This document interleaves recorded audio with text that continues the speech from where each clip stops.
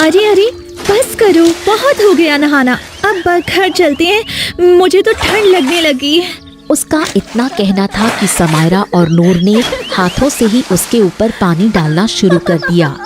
तू बहुत जल्दी उकता जाती है, आज तुझे जाने नहीं देंगी। जब तक हमारा दोनों का मन नहीं भर जाता पानी में खेलने से, तब तक तू भी नहीं जाएगी। अभी समायरा इतना ही बोली थी कि नूर को पानी के अंदर किसी की आहट महसूस हुई, जिससे उसके चेहरे का रंग उड़ गया। वो थोड़ा पीछे हटी। उसने एक बार समायरा को देखा जो फलक के ऊपर पानी डाल रही थी। नूर की बेचैनी उसको दिखाई नहीं दे रही थी। देखते ही देखते नूर को किसी विचित्र शक्ति ने पानी के अंदर खींच लिया। पानी में तेज शोर हुआ तो फलक और समायरा ने पीछे मुड़ के देखा। अब सिर्फ नूर के बाल ही उनको नजर आ रहे थे, जो पल भर में ओझल हो गए। अरे ये नूर कहाँ गई? नूर कहाँ गई? हाँ नूर कहाँ हो? कहाँ हो तुम? अरे मजाक मत करो, ऊपर आओ। देखो मैं जानती हूँ तुम हमारे साथ मजाक कर रही हो, अब और न सताओ और बाहर आ जाओ, जान हलक में अटक गई है। समायरा के बोलने का कोई फायदा नहीं था, क्योंकि नूर अब गायब हो चुकी थी। फलक और समायरा ऐसे खड़ी थी जैसे उनका सब कुछ खो गया हो। समायरा हिम्मत से काम लो, इस पानी में कब तक खड़ी रहेंगी? हमको बाहर निकलकर किसी से मदद लेनी होगी। नहीं नहीं, मैं अपनी सहेली के साथ यहाँ आई थी और उसी के साथ बाहर जाऊंगी पानी से। जब तक वो लौट कर नहीं आती तब तक नहीं जाऊंगी। समायरा के सिर पर जैसे पागलपन सवार हो गया। फलक हिम्मत करके उसको पानी से बाहर लाई। मेरी बात ध्यान से सुनो, वो तालाब के अंदर गायब हो गई है। उसके बाल देखे थे मैंने अंत में, ऐसा लग रहा था जैसे वो हमसे कुछ कहने की कोशिश कर रही हो। अब हमारे पास एक ही रास्ता है, हमें उसकी मदद लेनी होगी। उसकी बात सुनकर समायरा जैसे गहरी सोच से बाहर आई हो और उसको कोई तो अपनी सहेली तक पहुंचने का सुराग मिला हो। किसकी मदद? किसकी मदद की बात कर रही हो तुम? वो ही अघोरी। अघोरी? तुमने सोच भी कैसे लिया हाँ कि हम लोग उस अघोरी की मदद लेंगे? दूसरा कोई रास्ता है तुम्हारे पास? नहीं, पर उसको लेके ही अब घर जाएंगे, उसके पहले नहीं। अभी अघोरी के पास चलते हैं, इससे पहले गांव में ये बात फैल जाए। समायरा फलक को लेकर वहाँ से निकल चुकी थी। रास्ते में समायरा के पिता उन्हें मिले। अरे बेटा कहाँ जा रही हो तुम? अरे कब से तुमको ढूंढ रहे हैं। बेटा जी, खबर भी है आपको? क्या बोल के निकली थी आप घर से? याद है या फिर आपको याद दिलाएं हम? पिताजी याद है, बोल के निकली थी कि कल मेरा विवाह है, आज सहेलियों के साथ आखिरी शाम थी। हाँ तो बेटा जी अब बिता ली ना आखिरी शाम। चलिए अब घर चलें। तू चाचा के साथ जा, ब्याह की तैयारी कर, नूर को मैं ढूंढ के लाती हूँ। तुम्हें अकेले नहीं जाने दे सकती, मैं भी चलूंगी। पर कैसे? कल ब्याह है तुम्हारा, घर वालों को, बाकी के लोगों को क्या जवाब दोगी? वो देख लेंगे। हाँ ये क्या बातें हो रही भाई खुसुर फुसुर। हाँ चलो घर चलो। और बेटी फलक तुम भी अपने घर जाओ, तुम्हारे पिता परेशान हो रहे होंगे। बलवंत समायरा को घर ले आता है और समायरा कुछ नहीं कर पाती। फलक गहरी सोच में डूब जाती है और समायरा को जाते हुए देखने लगती है। उसे कुछ भी अच्छा नहीं लग रहा था। वो जाकर उसी तालाब के किनारे बैठ गई जहाँ से नूर गायब हुई थी। अब मैं अकेले क्या करूं? क्या कूद जाऊं इस तालाब में? या तो अपनी सहेली को ढूंढ कर ले आऊंगी या फिर कूद के मर जाऊंगी। वो जैसे ही कूदने वाली थी तभी किसी ने उसका हाथ पकड़कर खींच लिया। तालाब में कूदेंगे तो साथ में कूदेंगे। अघोरी ने कहा था ये कुंड तालाब है, अब इसके अंदर जाना ही होगा। तुम क्यों आ गई? कल बारात दरवाजे पे खड़ी होगी, क्या जवाब देंगे तेरे घर वाले उनको? वो देख लेंगे बाद में। सुबह तक हम कुंड तालाब से बाहर आ जाएंगे। अब आंखें बंद कर और लगा दे जान की बाजी। दोनों सहेलियां हाथ पकड़ती हैं और तालाब में कूद जाती हैं। नीचे जाते जाते उनकी सांसें अटक जाती हैं। उस अघोरी ने झूठ कहा था, ये कुंड तालाब है। कोई कुंड तालाब नहीं है ये, यहाँ सिर्फ पानी है। अब हम मरने वाले हैं, ईश्वर को याद करते हैं। मरना ही तो था, विवाह कर लेती। तेरी आखिरी ख्वाहिश तो पूरी हो जाती ना विवाह करने की। पानी से लड़ते लड़ते वो पानी के बिल्कुल नीचे चली जाती है और उनका शरीर नीचे बैठ जाता है। तभी एक तेज रोशनी चमकती है।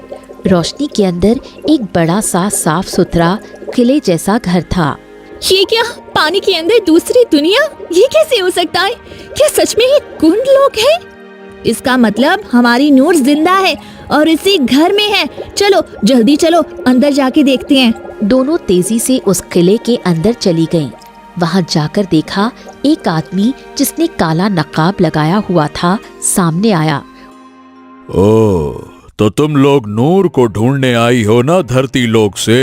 हाँ, आपको कैसे पता? और आप कौन है? क्या आपको पता है हमारी सहेली कहाँ है? वो इसी दुनिया में रुकी हुई है ना? मेरे साथ आओ। दोनों को थोड़ा सा तो विचित्र लग रहा था ये आदमी, परंतु उसके पीछे जाने के सिवा उसके पास कोई दूसरा रास्ता नहीं था, इसलिए चुपचाप दोनों उसके साथ चली जाती है। अंदर जाकर रहबर उनको एक कक्ष में ले जाता है और आगे से दरवाजा बंद कर देता है। दरवाजा बंद होते ही उस कक्ष में इतना अंधेरा हो जाता है जैसे किसी एक भी छेद से कोई रोशनी ना आ रही हो। इस अंधेरे को देखकर फलक जोर से चीखती है। कौन हो तुम? बाहर निकालो हमें यहाँ से। अरे तुम चाहते क्या हो हमसे? हमारी सहेली को तुमने कहाँ रखा है? क्या मकसद है तुम्हारा? बताओ, बचाओ हमें कोई, बाहर निकालो हमें। वो चीखती रही परंतु रहबर की तरफ से कोई जवाब नहीं आया। फलक का सर चकराने लगा। अंधेरा इतना था कि समायरा भी फलक को और फलक समायरा को देख नहीं पा रही थी। फलक, हिम्मत से काम लो, हमारा मकसद नेक है और इन लोगों से हम हार नहीं सकते। ये हमें तोड़ना चाहते हैं, हमको टूटना नहीं है। मेरा दम घुट रहा है, मुझे सांस नहीं आ रही है। इतना बोलते ही फलक मूर्छित होकर जमीन पर गिर गई। उसके गिरने की आवाज से समायरा अंधेरे में उसको ढूंढने लगी। फलक, कुछ नहीं होगा, हिम्मत रखो, मैं आ रही हूँ तुम्हारे पास। समायरा टटोल टटोल कर फलक के पास पहुंची और फलक के सिर को सहलाने लगी। फलक, देखना, लोग कहते हैं अंधेरे के बाद रोशनी आती है, हमें बस उस रोशनी को ढूंढना है। समायरा ने बहुत प्रयास किया वहां से निकलने का, परंतु निकल नहीं पाई।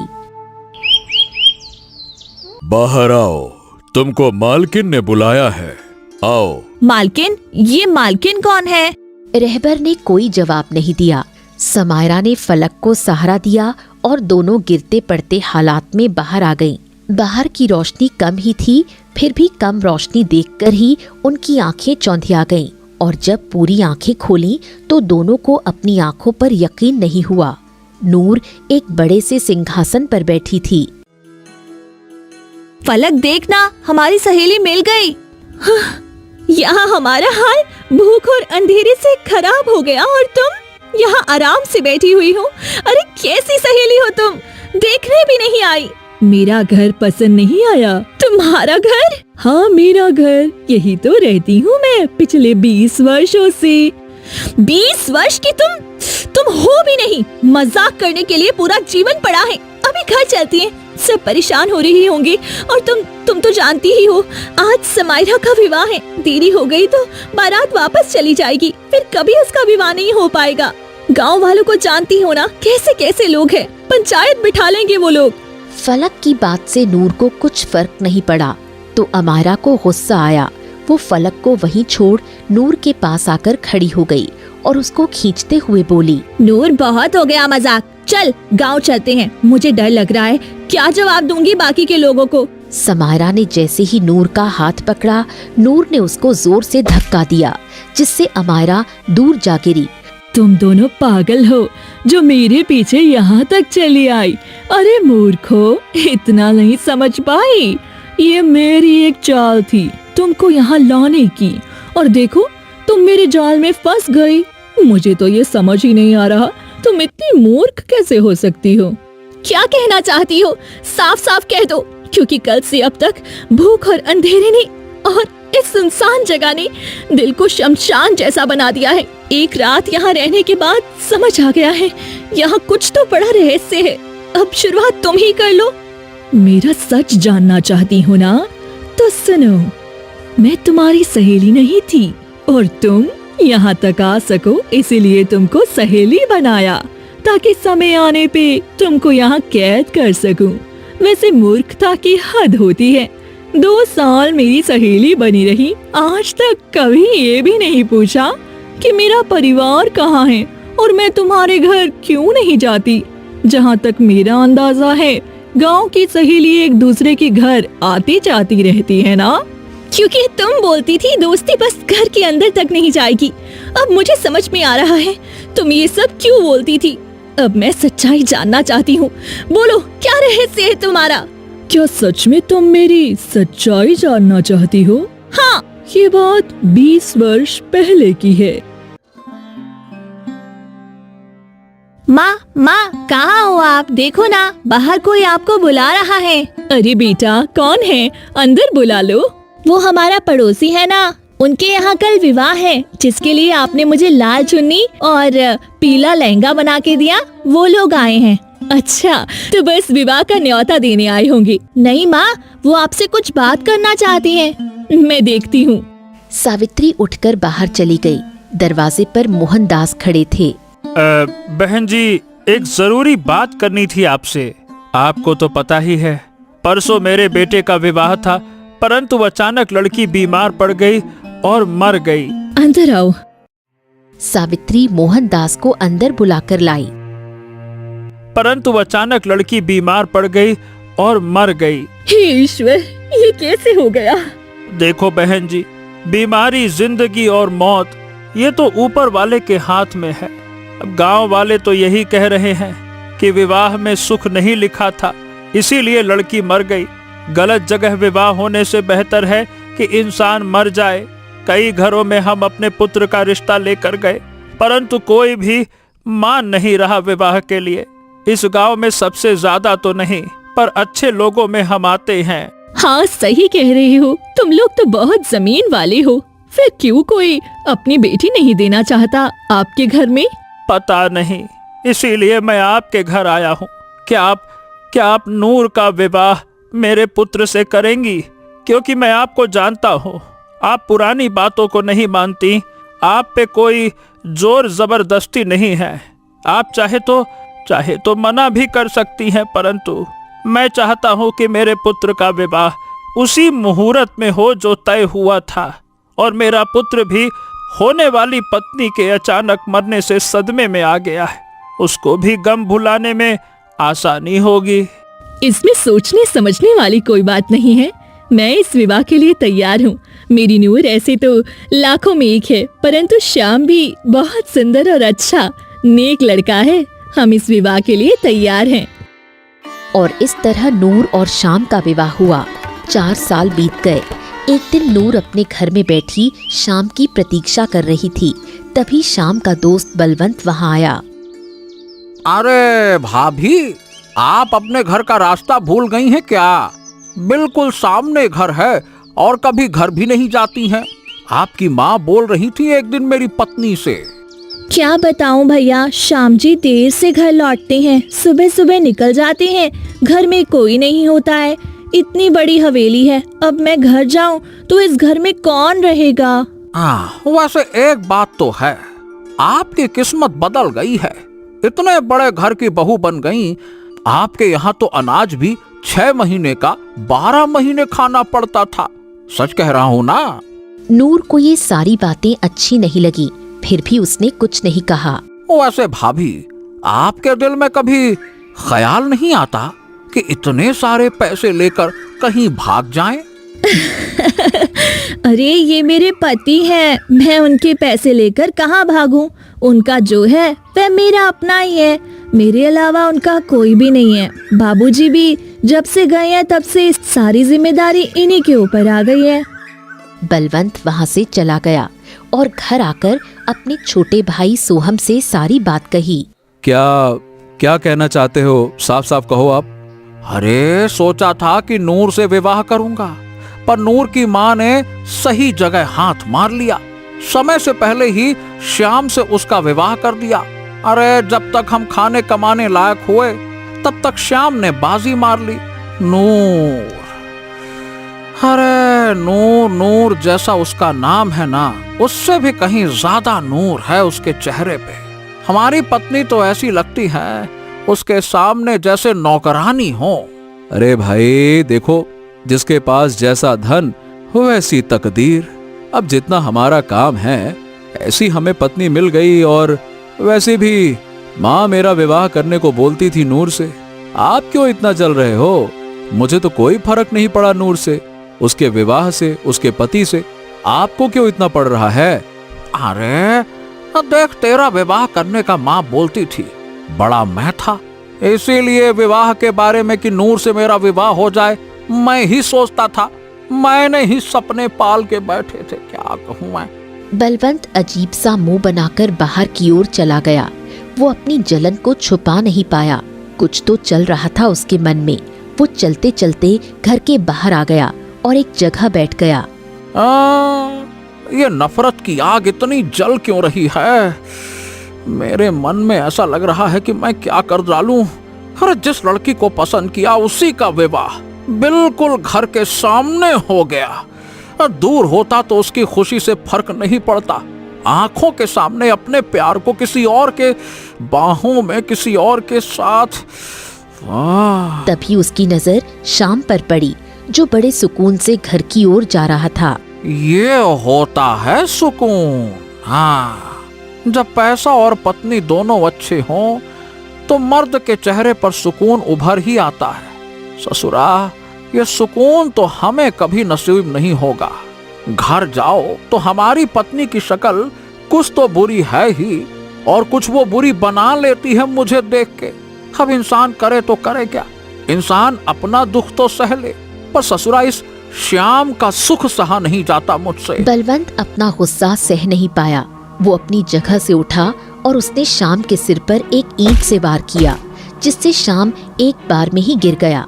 बलवंत का गुस्सा इतना बढ़ गया था कि उसको ये पता ही नहीं लगा कि वो क्या कर रहा है।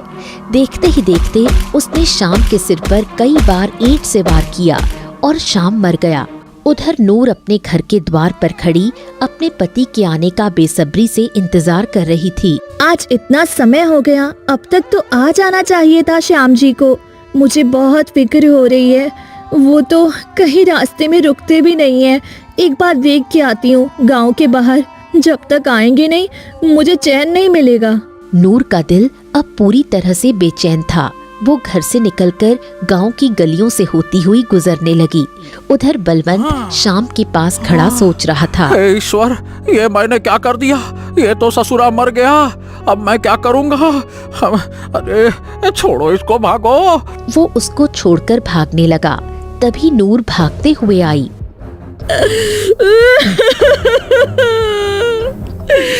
बलवंत, तुमने मेरे पति को मार डाला। अरे ससुरा श्याम तो मारा गया, नूर ने भी देख लिया। अब तो ये मुझे सजा दिला कर रहेगी। अब मैं क्या करूं, क्या करूं, क्या करूं, क्या करूं?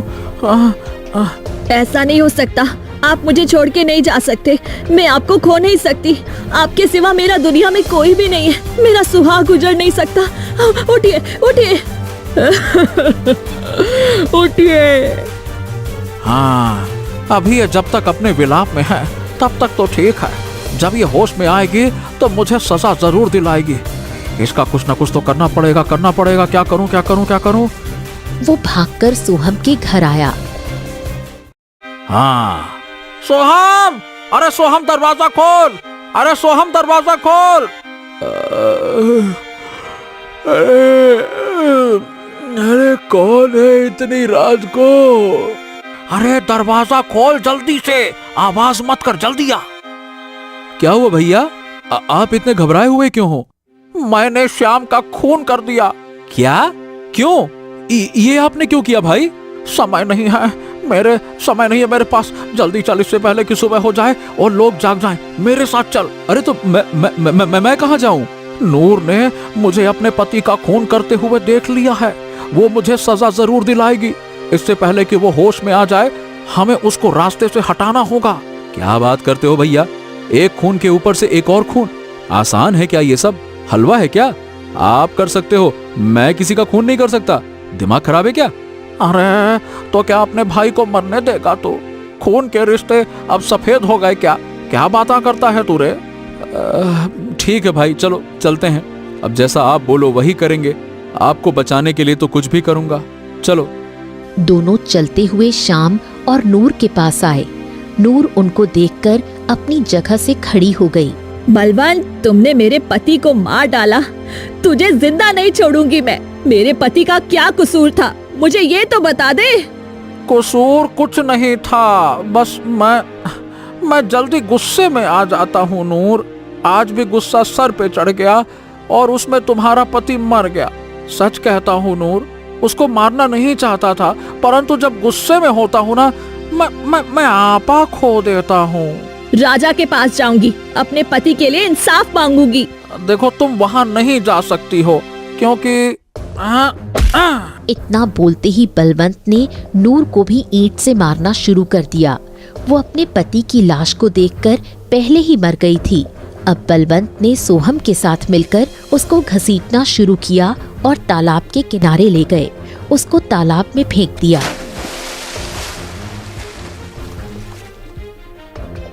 भाई ये मर तो गई होगी ना, पक्का है?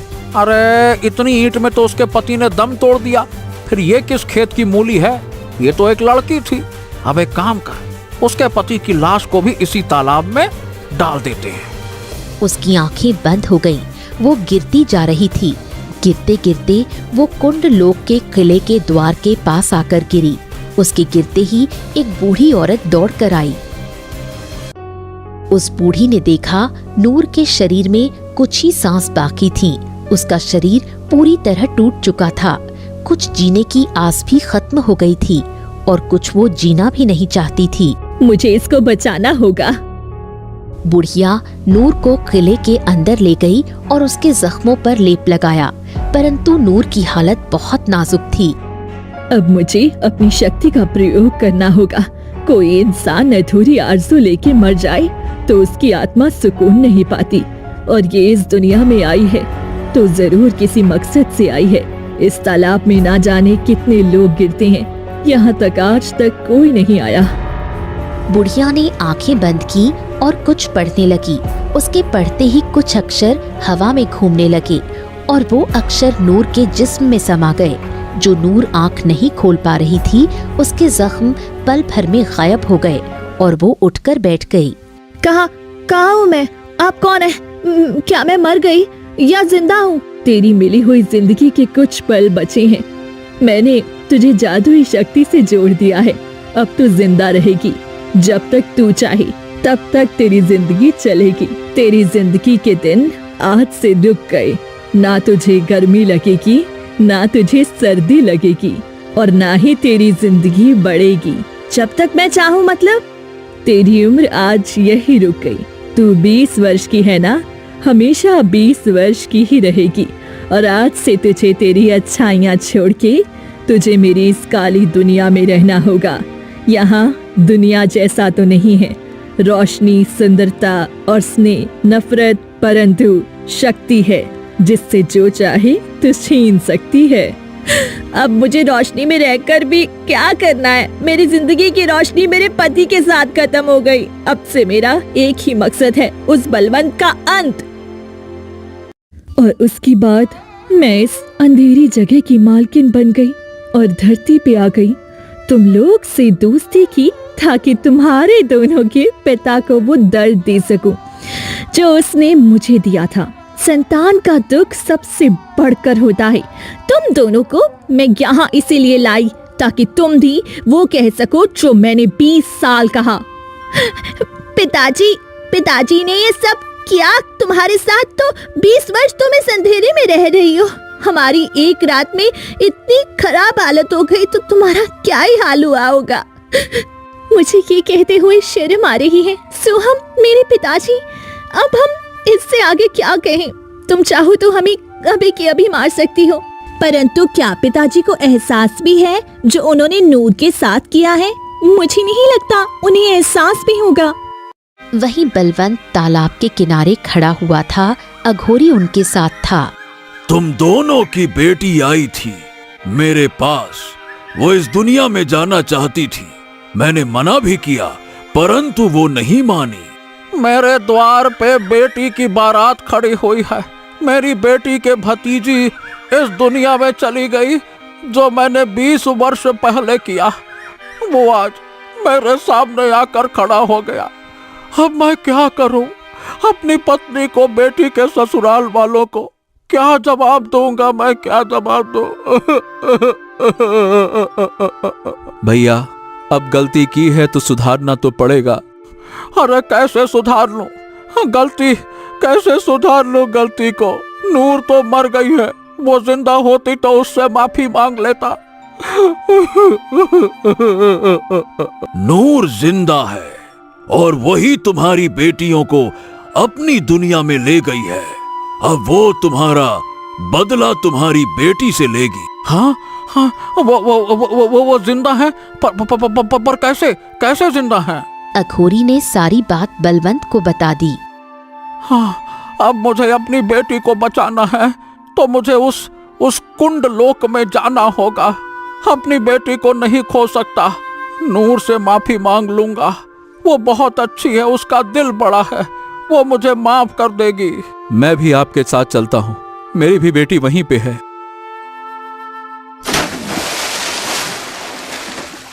दोनों कुछ ही देर में कुंडलोक पहुंचे और नूर के पैरों में गिर गए।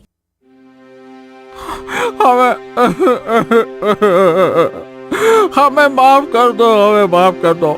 हमसे गलती हो गई थी, जो हमने किया वो जानबूझ के नहीं किया।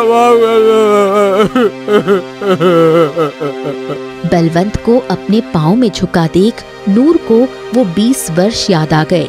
एक एक पल कैसे जिए थे उसने ये दिन। वो गहरी सोच में थी। तभी बलवंत ने नूर के पैरों को खींचकर उसको गिरा दिया और उसके बाल पकड़कर बोला,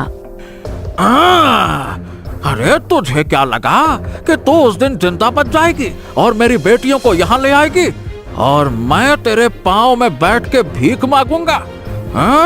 नहीं, मुझे पता था कि तू कितना घटिया इंसान है। जो तूने किया उसका तुझे अफसोस नहीं, खुशी होगी। आज तो तेरा अंत होगा। बलवंत ने उसका मुंह भींचने की कोशिश की। तभी समायरा ने रहबर से तलवार ली और उसी तलवार से अपने बाप का गला काट दिया और खुद भी घुटनों के बल बैठ गई।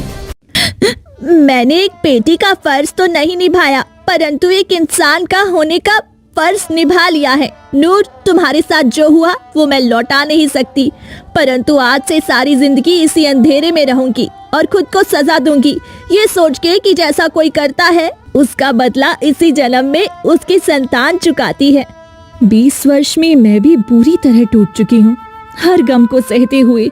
इन कुछ दिनों में तुमने मुझे सहेली का प्यार दिया, वो प्यार अपने साथ ले जाना चाहती हूँ और इससे मुक्ति पाना चाहती हूँ। अब अपने पति से मिलना चाहती हूँ।